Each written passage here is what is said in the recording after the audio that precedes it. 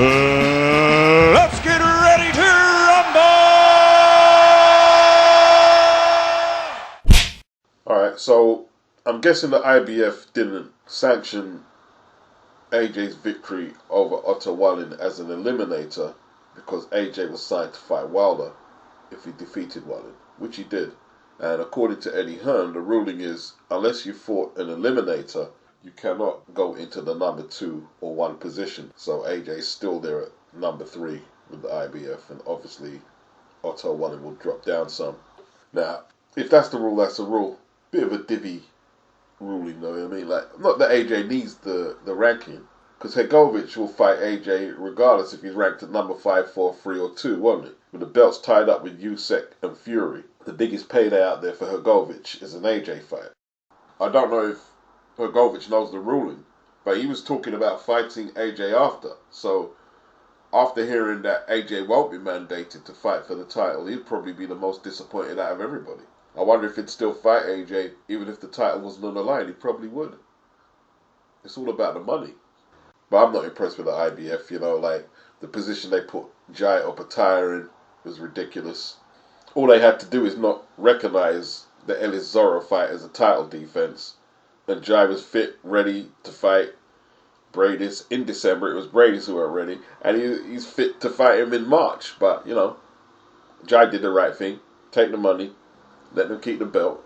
And they're the only sanctioning body I know who are already talking about stripping the winner of Fury and Usyk. And they ain't even had their first fight. You know? So, no, I'm not impressed. I'm not impressed.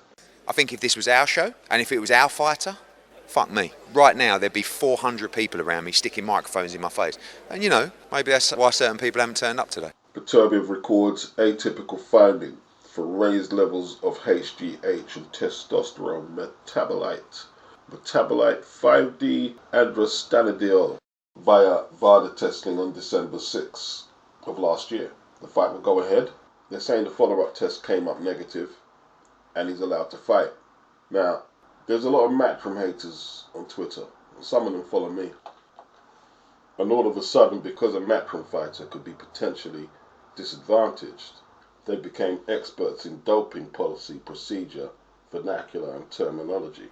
I don't take them serious. The only person I take serious who's not in the industry is Joe Habib, because I've seen him hold his own with people in the industry on the topic. A lot of these kids, they're very immature to me, but I don't know why they sort of sort me out to try and prove that they know more than Beats. I don't know nothing about doping policy, and I'm not impressed. I'm just not impressed. I'm not impressed. I'm not impressed. You know what I mean? You hate Eddie Hearn for whatever reason. It is what it is. That's your thing. I'm not bothered. Do your thing. But you don't have to try and make me as one of your adversaries in what you're doing. Just do what you're doing. Do I want to see Callum Smith get disadvantaged? No, because I want Callum Smith to win. I want him to win. So apparently atypical findings are fairly common in drug testing. They're not made public because they're not classified as a positive test. I did tell you that. All throughout the Conor Benn case, I told you that several times. A lot of tests that are dodgy go in the bin. Now, I've known about this since about 2012, because if a lot of these atypical tests came to light, boxing would be on its knees right now. And Victor Conte here is saying it himself. Atypical findings are fairly common in drug testing and are usually not made public because they are not a positive test. No, they're not made public because it would ruin the reputation of the sport. And this is his opinion. Yeah, so don't be up here, blah, blah, blah. He can have his opinion. Well, I can have mine. Just because it's common doesn't mean it's okay, and doesn't mean that athletes are clean either. It's damage control for the sport, not just boxing, but all other sports. Atypical findings just go missing. Conte saying Beterbiev had negative tests on the 3rd of December and on the 6th of December, and then numerous negative tests shortly after. In his opinion, and this is Victor Conte's opinion, not fact, the squawking being done by Eddie Hearn seems to be more about showboating than anything else. He may be attempting to make excuses in advance in the event that his fighter loses. Now, Victor Conte is one of them notorious Eddie Hearn and Matchroom haters. And if this was the other way around and Callum Smith had the atypical finding, his rhetoric would be totally different. That's my opinion. This guy is acting like Eddie Hearn should just humbly walk away from all what he's hearing and not say anything and stand up for his fighter. No, you got to stand up for Callum. You got to stand up for Callum. And if Beterbiev does win in devastating fashion, eyebrows will be raised and questions will be asked from members of the press who probably ain't even taking too much notice of this story right now. And how these clowns are going to respond to that, oh, you're getting your excuses in already. No, you would be doing the same as Eddie Hearn if it was Callum Smith with the atypical findings. And the fighter you support, Beterbiev, could be disadvantaged. You'd be doing the same thing. You know, people talking about Callum's afraid and you've got Arthur mad now. You know what I mean? What if he's mad? He's mad. Beterbiev seemed to be accusing Callum throwing shit on his name. But was it Callum who revealed the atypical test? I don't know. But listen, they've got to fight tomorrow whether Beterbiev's juiced up or not. And it's all on the line. 3 straps are on the line. I don't think Callum's afraid like a lot of people are saying. I don't think he's afraid. I think they want him to be afraid, but I don't think he's afraid. There's a lot on the line at Quebec tomorrow. There's a lot on the line. It's been confirmed by Eddie Hearn that Dmitry Bivol is signed to fight Artur Beterbiev for the undisputed WBA, WBC, IBF and WBO light heavyweight titles in Saudi Arabia. Beterbiev must beat Callum Smith on Saturday night, then agree his own deal to finalize the fight. So there's no more Bivol can't fight for WBC straps for some political, let's say, reason.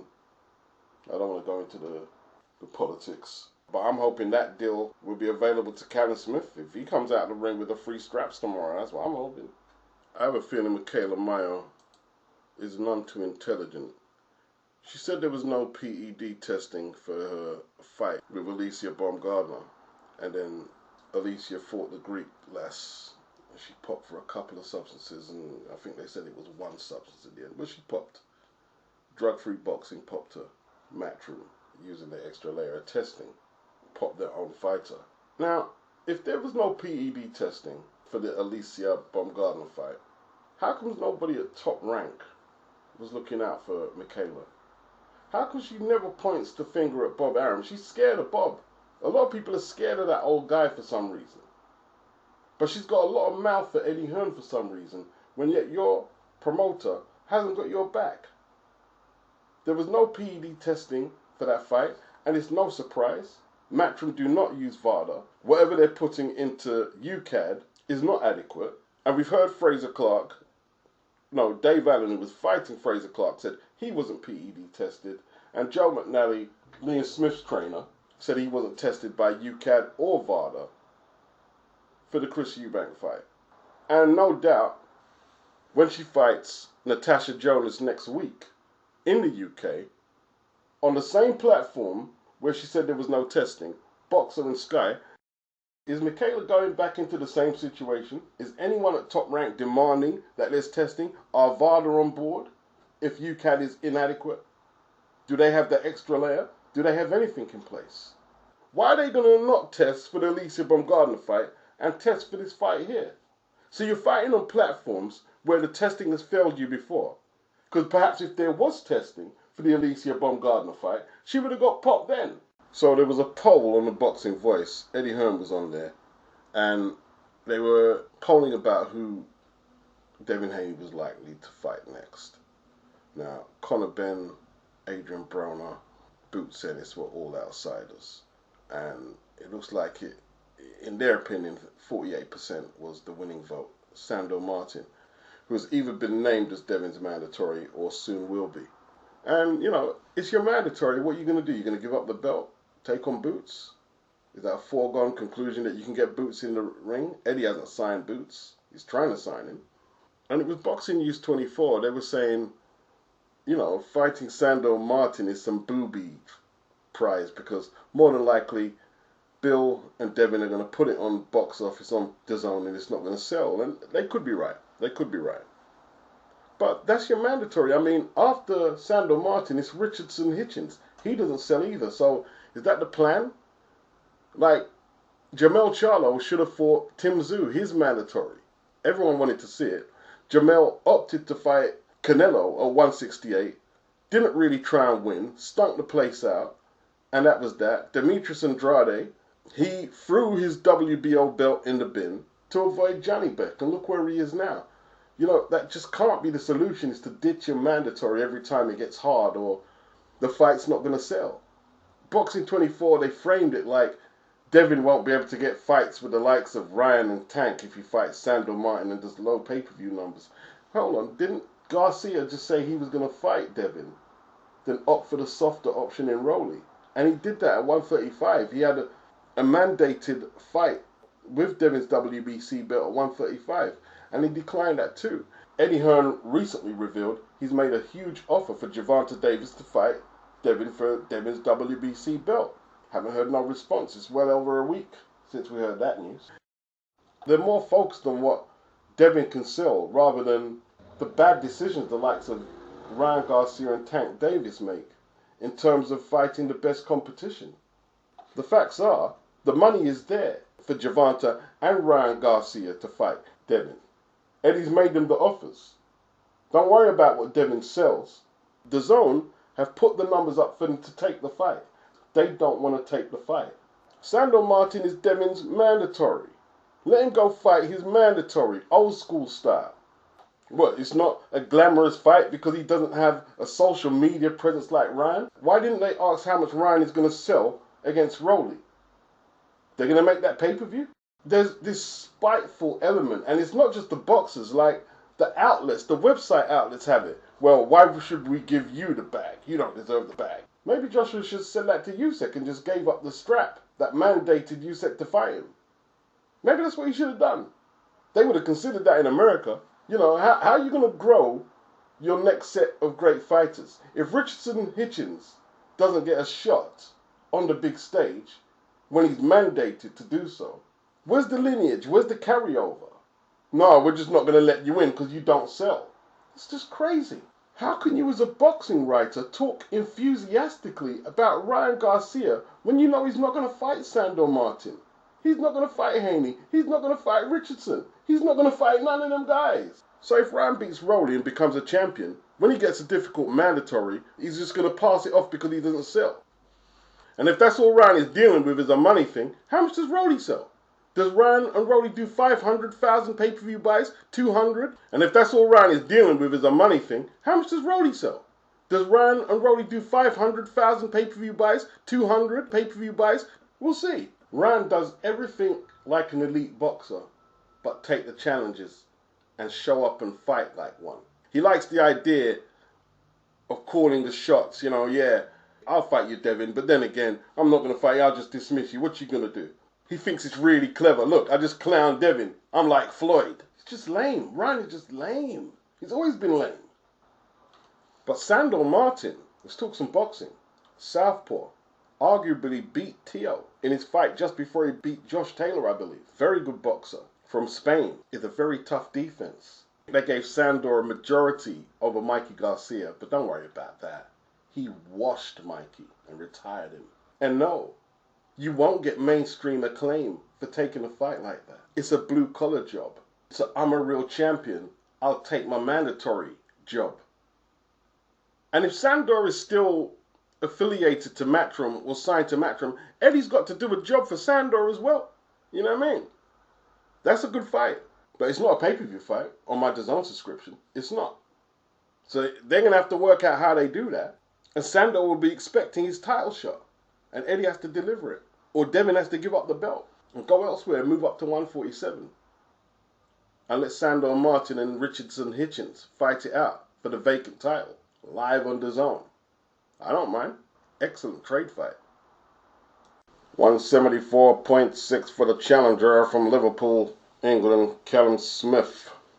And for the champion, 175 even, ARTUR Beterbiev. Yes, people, the weights are in. ARTUR kept his head down noticeably on the scale. I'm so tempted to pick Callum Smith. I just don't want to get the pick wrong.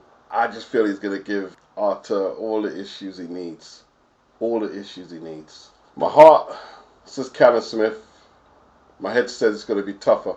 Callum can do it. He can do this. He can do this. I've got it at 50-50 right now, people. That's where I have it. I've got it at 50-50. They're both big punches.